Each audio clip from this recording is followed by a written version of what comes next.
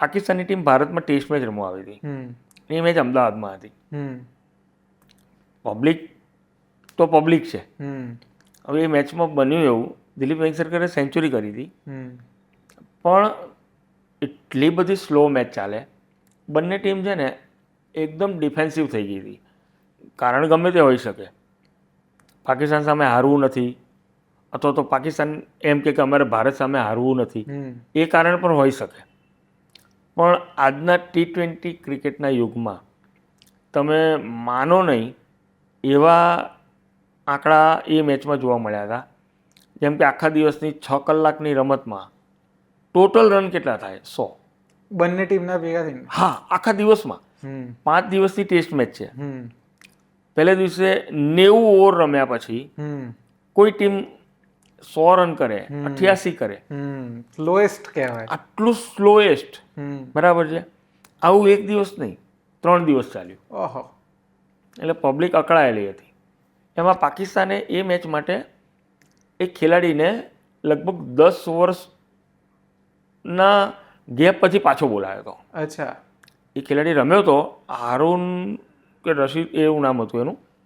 એ ખેલાડીને 10 વર્ષ પછી પાછો બોલાવ્યો હતો.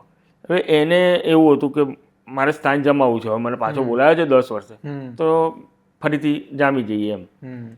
એટલે આઉટ નથી થવું. એટલે એ એટલું સ્લો રમ્યો. અમદાવાદની પબ્લિક છે ને એ બહુ જ હોશિયાર છે. હું ઓન રેકોર્ડ કહી રહ્યો છું. અમદાવાદના ક્રિકેટ પ્રેમી છે ને બહુ ચબરાક છે. ક્યારેક પક્ષપાતી થઈ જતા હોય, એમનો હક છે, પણ એ લોકોએ વીણીને જે આપણે પેલું બોલીએ છીએ ને કે વીણીને માર્યા, એવી રીતે એ મેચમાં જે પ્લેયર ધીમું રમ્યા હતા, જેમણે ધીમી બેટિંગ કરી, એ લોકો બાઉન્ડ્રી ઉપર જાય, એ બાઉન્ડ્રી ઉપર એમને માર પડ્યો છે. હા. અને અમદાવાદીઓને ભલે ગમે તેવા તમે કોઈ હિસાબવાળા કહો, આ કહો તે કહો, પણ આઈસ્ક્રીમ લઈ અને ફેંકવાનો. કોઈ બી ટીમના પ્લેયર હોય કે ખાલી પાકિસ્તાનના? ભારતના પણ. એમના પણ. જે સ્લો રમ્યા છે એમને મારવાના. બરાબર. પૈસા વસૂલ નહીં થતા. નહીં, તમે આઈસ્ક્રીમ લીધી તો ખાધા વગર આઈસ્ક્રીમ ફેંકી દો. અમદાવાદી ના ફેંકે, પણ એ ફેંકાયો છે, મેં જોયેલું છે. બરાબર છે. એ રીતે એ વખતે મોટેરા સ્ટેડિયમ છે ને, એમાં મેઇન પેવેલિયન હતું ને, એ સિવાયનો ભાગ છે ને એ આખો સ્ટેન્ડ હતા, પણ ઓપન હતો, રૂફ નહોતી. અને એ જે પથ્થર હતા, એટલે પથ્થરના બાકડા હોય ને, એની ઉપર બેસવાનું. હવે સિમેન્ટના પડ હોય એ ઉખડી પણ શકે, અને અમદાવાદી ઉખાડી પણ શકે. તો એ લોકોએ એ ઉખાડ્યા અને એ ફેંક્યા ગ્રાઉન્ડ ઉપર. હા.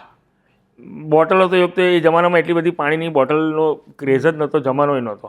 લોકો વોટર બેગ લઈને જતા હતા. વોટર બેગ ના ફેંકે, ઢાંકણા ફેંકે વોટર બેગના. હા, એ તો પાછી લાવવાની. એટલે આવું ચાલતું હતું. હું ત્યાં પેવેલિયનની બહાર બાઉન્ડ્રી પાસે હું બેઠો હતો. ગુજરાત ક્રિકેટ એસોસિએશનના એ વખતના જે સેક્રેટરી કે જોઈન્ટ સેક્રેટરી બધા હતા ને, એ લોકો અને વોલેન્ટિયર્સ, એ લોકો સ્ટેડિયમની જે બાઉન્ડ્રી હોય ને એની પાળી પાસે આમ છુપાઈને બેસી જાય, કારણ કે નહીંતર ઉપરથી એમને વાગે એમ.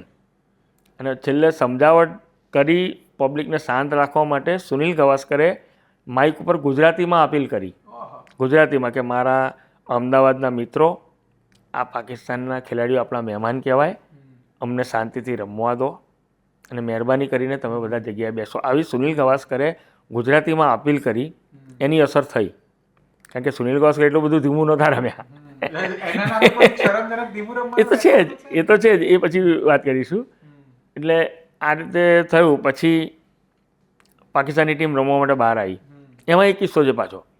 પાકિસ્તાની ટીમનો કેપ્ટન ઇમરાન ખાન છે ને, એની હંમેશા એક દબદબો રહ્યો છે, એક પ્રભાવ રહ્યો છે. અને એને હું દાદાગીરી નહીં કહું, પણ દાદાગીરી જેવું જ રહ્યું છે. એ મેચમાં બધી સમજાવટ થઈ. પોલીસે, આયોજકોએ બધાએ ખાતરી આપી કે હવે માથાકૂટ નહીં થાય. પબ્લિકને ગવાસ્કરે કીધું છે હવે બધા શાંત પડી ગયા છે, હવે રમવા આવો. એટલે મેનેજર ઇન્તિખાબ આલમ હતા. ઇન્તિખાબ આલમે એમ કીધું કે ઓકે. એટલે એમણે અંદર જઈને ખેલાડીઓને વાત કરી. એ બધા ખેલાડી બહાર નીકળ્યા. ઇમરાન ખાન ના નીકળ્યો.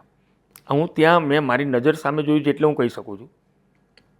બધા ખેલાડી બાઉન્ડ્રી ઉપર આવી ગયા, પછી ઇમરાન ખાને બહારનું ખોલ્યું. કોને પૂછીને જાઓ છો? મેં તમને કીધું નથી કેપ્ટન હું છું. એટલે મેનેજર તરફ એને હાથ લંબાયો, આ કેપ્ટન નથી, કેપ્ટન હું છું કે ચલો પાછા કે. બાઉન્ડ્રી પરથી પાછા. હા, અને રીતસર તમે ઘરમાં નાના બાળકનો કહો ને આમ એવી રીતે એને ઈશારો કર્યો એટલે બધા જ ખેલાડી ઇન્ક્લુડિંગ જાવેદ મિયાદાદ ને વસીમ અકરમ બધા જ પાછા અંદર ગયા. બારણું બંધ થયું, બીજી સેકન્ડે બારણું ખુલ્યું અને ઇમરાને કીધું કે ચલો હવે હું કહું છું ચલો. બસ હું કહું એટલે આવે. હા, બરાબર છે. બસ એટલે આ પણ અમે જોયું. અને એ પછી ક્રિકેટના ઇતિહાસમાં કદાચ એકમાત્ર કિસ્સો, એ જે ખેલાડીઓ બહાર આવ્યા ને એ 11 હેલ્મેટ પહેરી હતી. ફિલ્ડિંગ કરનારી ટીમ. હા, ફિલ્ડિંગ કરનારા 11 હેલ્મેટ પહેરીને આવ્યા એવું શો કરવા માટે કે અમને વાગે તો એટલા માટે. અને મેં જોયેલો, કદાચ મેં સાંભળેલો પણ કહીએ, એકમાત્ર કિસ્સો છે જેમાં 11 ખેલાડીએ હેલ્મેટ પહેરીને ફિલ્ડિંગ કરી હોય. પણ આ પેલું જેમ પ્રતિકાત્મક ધરણા આપણે શબ્દ વાપરીએ છીએ ને એવી રીતે ખાલી એક શો કરવા માટે એકાદ ઓવર પછી બધી હેલ્મેટ પાછી, હા, એકાદ ઓવર પછી હેલ્મેટ બધી પાછી જતી રહી, પણ હેલ્મેટ પહેરીને ફિલ્ડિંગ તો કરી જ હતી.